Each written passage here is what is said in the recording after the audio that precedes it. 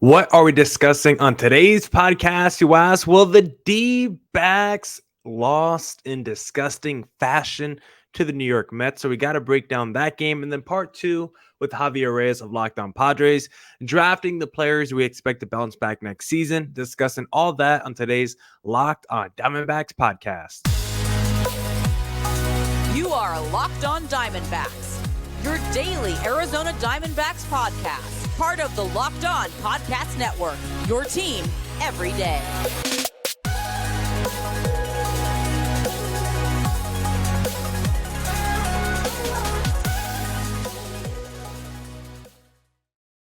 Welcome into the Locked On Diamondbacks podcast, part of the Locked On Podcast Network, your team every day. Today's episode is brought to you by Jace Medical. Empower yourself when you purchase a Jace case, providing you with a personal supply of 5 antibiotics that treat 50 plus infections. Get yours today at jasemedical.com. That's JASE medical.com. I'm Millard Thomas, host of this wonderful podcast. I'm a multimedia journalist and I'm a graphic designer. So please go check out my website, millardthomas24.myportfolio.com. On there, you can see all my latest work, from my packages to my articles to my photos and my graphic design. If you want to see more content by me, just follow me on Twitter at CreatorThomas24 for my personal account, or just look up Locked On Diamondbacks, both Twitter, Instagram for the podcast handle. And of course, thank you for making Locked On Diamondbacks your first listen every day. I would not be able to do this podcast without you, my loyal listeners, sharing, subscribing, reviewing, doing all that so I could do this podcast for you. Thank you. It's free and available on all platforms. So please continue to tell your friends. One of those platforms is YouTube's, so please hit subscribe on the Locked On Diamondbacks YouTube channel. For the YouTube audience, if you're wondering, I do think I've had this shirt on for 3 straight videos now. It's like my pajama t-shirt right now. So has it been getting washed? No, it's like 3-4 days worn now, and I'm going to wear it to bed probably for the rest of the week. So guess what? Tomorrow's YouTube video might also have this Arizona USA D-backs t-shirt in it. But unfortunately, the D-backs were not playing like they were, inspired by American freedom or anything tonight, because the D-backs struggled mightily to the New York Mets. 7-1, they lost. And this was a game where you saw the offensive struggles continue for the D-backs. And we also saw Zac Gallen continue this terrible pace that he's been at recently, both on the road and just his recent stretch of games, because 3 of his last 4 starts, he's given up at least 5 earned runs. That one start where he did it, complete game shutout, right? So literally opposite ends of the spectrum. And I think Zac Gallen, with this performance against the New York Mets, you can officially write him off, not as just the Cy Young Award winner. You can officially write him off as a finalist. I don't think Zac Gallen will even finish in the top 3 of voting. I think when MLB Network does that little special for the finalists, Zac Gallen will be announced earlier than that special, because he will be finishing 4th or 5th, or you just will know he's not going to be a finalist before that special is announced. And sadly, because remember, Zac Gallen started the All-Star game at the halfway point of the season at the All-Star break. Zac Gallen was the favorite for the Cy Young Award winner. And up until 4 starts ago, he was a Cy Young Award favorite. And he just been so bad to end the season. And it's just so weird, because at this time last year, Zac Gallen was like just phenomenal for the Arizona Diamondbacks. Like that streak that he went on, the scoreless streak, that was in like July, August. Like he heated up toward the end of the season. And maybe he's hitting a wall or something right now. I don't know what's been going on with Zac Gallen, but we know the home road splits has been weird for him this season. At home, his ERA is below 2.2.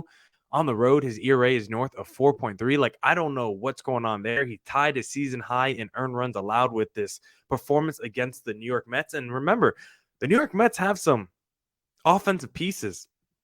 Don't get me wrong, but this New York Mets team is not some offensive juggernaut. Like, this team is not going to the playoff. After this game, they only have 67 wins. Like Pete Alonso, he's got the 40 plus home runs, but he's still only batting 225. Lindor has not been phenomenal this season. Like, this Mets offense is not one that should routinely outscore the D-backs, and that's what they've been able to do the last 2 games. And now you're going to need Merrill Kelly to come in and clean up this series against the New York Mets. And Merrill Kelly has just been so phenomenal this season. I mean, Merrill Kelly, let's see how his last 2 starts to go. Maybe he will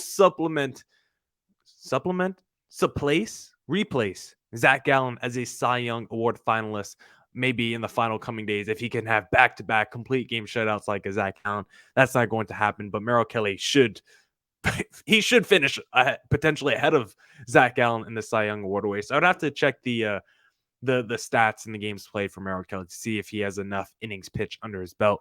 D-backs, though, quietly really suck against the New York Mets, just kind of all time the last few years. D-backs have lost 18 of their last 22 games against the New York Mets. I don't know why that is. This Mets team, their offense just seems to take it to the D-backs. And I think whenever the D-backs play in New York, they just don't travel out there that much. West Coast going to East Coast, maybe that time difference is tough for them. I feel like the D-backs always get crushed whenever they have to travel to New York to face the Mets. I feel like that never works out for the team. And so far, 2 out of the first 3 games, it hasn't worked out for the D-backs. But with Merrill Kelly on the mound in Game 4, I am pretty confident that he can at least keep the game close and keep the offense at bay for the New York Mets. The question is, can the D-backs offense wake up? Because they've been struggling mightily recently. If you look at their last 6 games, the D-backs are batting around 200, below 300 slugging as a team, some really disgusting stuff. And the offense is not going to be better. You're not going to have a breakout offensive performance if you're sitting guys like the future Rookie of the Year award winner. He will be a finalist. He will win the award. Corbin Carroll, you can't sit him. Geraldo Perdomo, I know, is a lefty on the mound. Geraldo Perdomo is batting 275 against the lefties this year. He's an all-star, and he just, at this point of the season, and at this point in their careers, I mean, Perdomo's better than Emmanuel Rivera. Sure, if you want to put Longo at DH, but I want Perdomo in the lineup over Emmanuel Rivera. I want either Rivera or Longo, but I want Perdomo over both of those guys in my lineup, righty or lefty on the mound. Moreno should be back in the lineup for the finale. It sounds like, according to Tori Lavello, Gabriel Moreno, he should be back. That will be huge because this D-backs team is 12 games above 500. That's probably over exaggeration, but this D-backs team is very good whenever Moreno's in the lineup. And so I think with him back, also as a catcher, defensively, I was looking at the Baseball Reference the other day. According to Baseball Reference, I think Moreno, let's see if I could look it up real quick.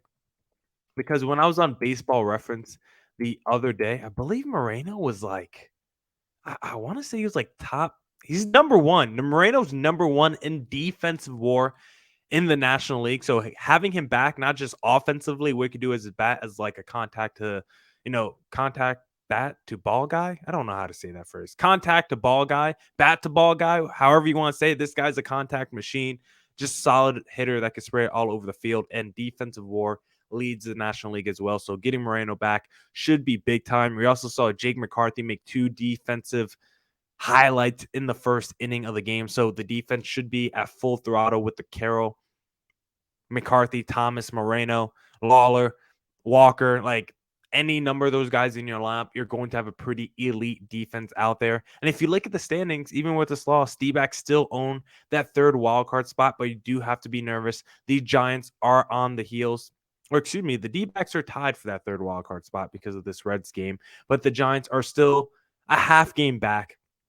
D-backs, of course, don't own the tiebreaker against the Cincinnati Reds, so they have to finish with a better record than the Reds. Finale against the New York Mets before you play the Chicago Cubs again. Hopefully, the D-backs can salvage the last game of the series, and with Merrill Kelly on the mound, I have a whole lot of confidence in him that the D-backs can at least split against the New York Mets.